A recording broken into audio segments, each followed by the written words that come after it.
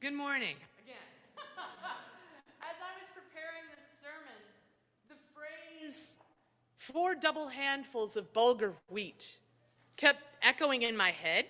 I know, right? Eric made the face of, what? And I was doing that all week. Like, why is this coming in my head right now? Every time I would sit down to work on this and read the story again, it would 4 double handfuls of bulgur wheat. What? And it's good, it's tasty, that's not the issue. But I couldn't figure it out, but then it dawned on me when I was in college, like 30 years ago. How's that even possible? I was in a liturgical drama troupe called Soul Purpose, and we toured around doing liturgical chancel plays, like in place of a sermon. And my favorite play we did was called And They Danced. And the play was about Lazarus, and it starts with the line, 4 double handfuls of bulgur wheat. And I was like, there it is! That's what it is! And I was struggling with this text. And so I Googled the play, and unbelievably, it exists on the internet. This little liturgical drama from Valparaiso University from 1991. It exists! And I downloaded it. And I remembered Pastor Dave Carrott from Valparaiso, who was the campus pastor there, had written a sermon about this. And then John Stephen Paul, who was the theater professor, had adapted it for our play. And then we had gone on spring break and all over the country done this crazy play everywhere we went called And They Danced, about Lazarus. And I read the script, and it was everything that I was trying to say to all of you. It hit me right in the middle of all the feels that I've been having about the losses in my family and my life. And I was thinking about all of the losses that I know that many of you have suffered in the last few years. And we're holding on to them these days. And so I've taken the liberty to adapt the play back into an essay, if that's all right. And I'd like to share it with you. It goes like this. 4 double handfuls of bulgur wheat, steamed until it cracks open, a measure of flour, a pinch of salt, a pinch of dried herbs rubbed together, sprinkled into the mixture. 1 egg, beaten, and enough broth to give it moisture. Mix together and prepare another bowl, glazed for use by the fire. Rub around with olive oil and press a clove of garlic into the surface. Place the first mixture into the new bowl, firm down. Sprinkle with breadcrumbs over the top, pat in, place a damp towel over the bowl. Esther wipes off her hands and brushes off her apron. She picks up the casserole and goes out of her front door to the village street. She walks down 4 or 5 houses and across. She stops at the door. Mary, Martha.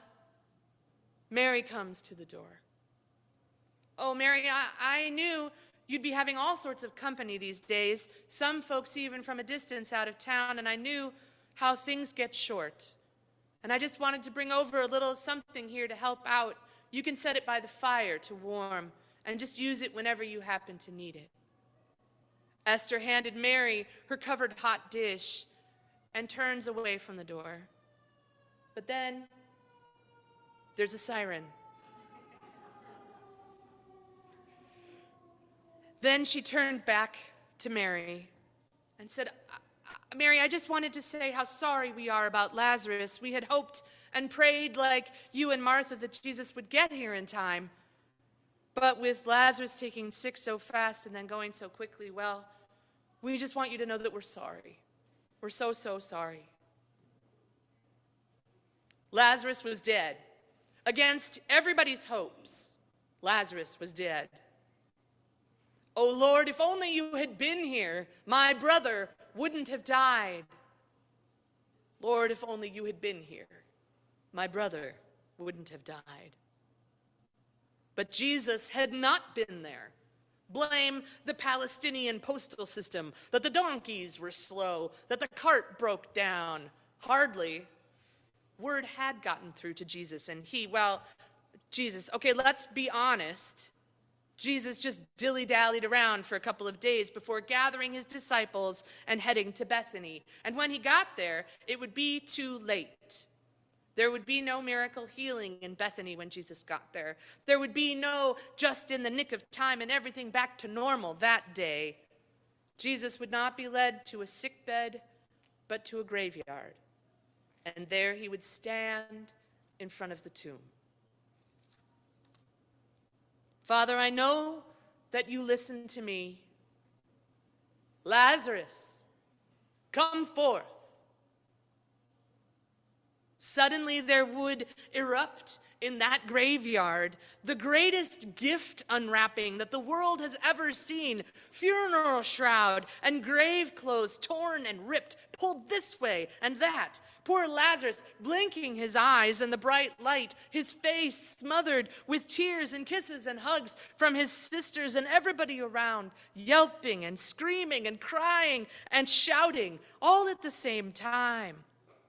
And suddenly Lazarus would find himself lifted up on strong shoulders with Mary and Martha tagging along behind as they start out of the cemetery. The funeral procession in reverse would make its way from the cemetery back into town.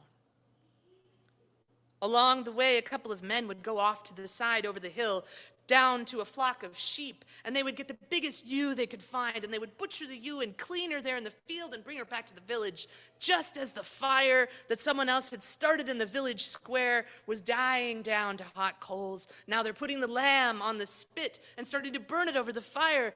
In short order, this village will be transformed. Tables and chairs and benches from every house and down the side streets will be filling the village square. And food, trays and trays of food. Now, Esther's funeral casserole will be the centerpiece of the head table. Then the lamb would be done, and the wineskins would come out, and everybody would eat and drink and laugh and cry and talk until they had their fill. And when the sun dipped further below the horizon, another transformation would begin to take place in the village. The torches would be brought out and placed on the fronts of the houses. 40, 50 torches there flickering around the village square, and the tables and benches would all be pulled back off to the side. And in from the shadows would come the musicians, a dulcimer, a harp, 2 flutes, a tambourine, and a drum. The women would grab the children and bring them over to the side where they would find a place to sit, and the men would step forward onto the street, and the music would start. And the men would begin to dance, and they would dance and dance every dance they knew, faster and faster and faster and faster into the night, where there would be Jesus in the middle of them, dancing. His hands in the air, his feet and legs moving to every step he could remember, his robe swaying with his body while the torchlights flickered over the whole affair. Then the music would slow just for a moment, and one by one the men of the village would pull back off to the side to find a place to sit on a bench or on the ground until there were just 2 figures left in the center of the city square. And Jesus and Lazarus would grasp hands together, and they would dance. And they would dance with increasing joy and abandon, and then music suddenly would stop, and the dancing stopped, and the 2 men would embrace each other for a long moment. But none of that could have happened. Remember this so you'll never forget it. None of that would have been at all possible. Mark this indelibly in your memory. None of that would have happened except that first Lazarus had died. Death and resurrection. Death and new life. That's what the weeks of Lent are about. And that's the message of Easter. Not just resurrection, not just new life, but death and resurrection, death and new life. For there is no resurrection where there has not been a death. There is no new life unless something old has been put away. There is no born again until there has been a burial. We've heard that before. But we tend to spiritualize such thoughts out of reality. Yet the death and resurrection we are talking about here is as real and down to earth as the death of Lazarus, which made it necessary for his companions to put him away in a tomb because he was going to smell. That's how real this death is that we're talking about, and the resurrection that follows. All of us have experienced at some time in our life the dying, the letting go of one life for a new one. We left high school. We had to let go. We had to let a part of ourselves die to go to university, to go to work. We moved from one place to another. We have experienced having to let go of the past in order to embrace the new life of our future. We have lost loved ones, and we have known the letting go that has to be done before our own life can go on.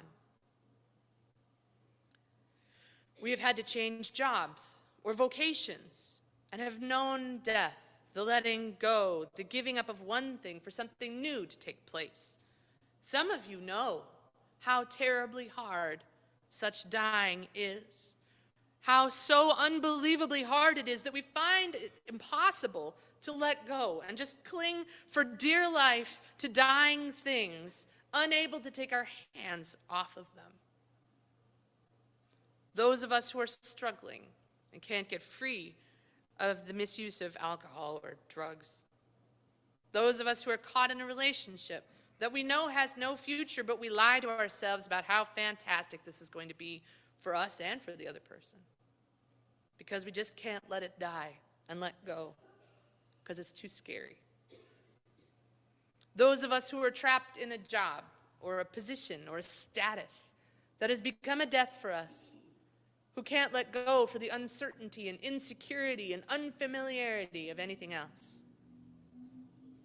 However, there are those among us who have had the courage to let go and who know what wonderful new life is possible when we allow something to die in order for a resurrection to take place. Those of us who have been willing to let go of attitudes and ideas in order that new attitudes and ideas can be born. Those of us who have let one relationship die in order that between us a new relationship can sprout. We know the courage it takes and the joy. We know finally what it means to be born again. And we have come to face that being born again and again and again and again. We've also come to acknowledge that if we are to be born again and again and again and again, we must also die again and again and again. We learn that in dying, new life comes. That in dying, an invitation to rise comes to us. That it is often from inside the tomb, under the ground, that we hear the voice of Jesus. Lazarus, Matt, Carl, Jenny, Sam, Nicole, come forth. Amen.